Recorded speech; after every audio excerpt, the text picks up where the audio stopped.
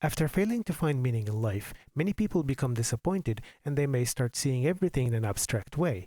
Love is just a bunch of chemical reactions, music is nothing but a lifeless dance of frequencies, a beautiful picture is just a bunch of pixels with colors.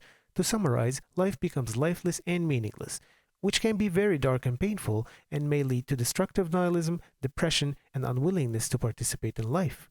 And while meaninglessness can initially have a negative impact on us, thinking about it more carefully reveals a surprising twist. We often hear others say, "You create your own meaning." And while that sounds nice and all, it comes across as a consolation, as if to say, it's true that life is meaningless, but at least you get to create your own meaning now? It's like losing your house only to have someone tell you, well, at least you still have your phone. A lot of people don't want to create their own meaning. They want to find the meaning of life out there and then follow that. It's as if people expect to discover meaning in the same way scientists discover particles like the Higgs boson or a phenomenon such as gravitational waves. We think of ourselves as too small, too insignificant to decide ourselves something as big as the meaning of life. We think, what do I know to take on such responsibility? I don't see myself as a reliable reference for truth. We want nature, God, or at least scientists to give us some clear-cut answers.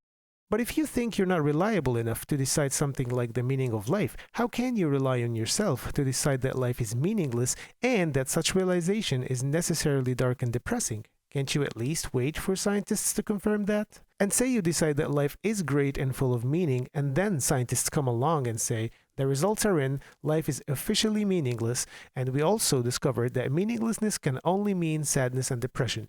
You can still think that life is great and full of meaning, but then it would be scientifically inaccurate. Would you then listen to those scientists? The power of meaninglessness is that even if scientists announce that, you can still choose to be happy despite all of it. And this is only possible because life is meaningless. No one meaning can ever be forced on you.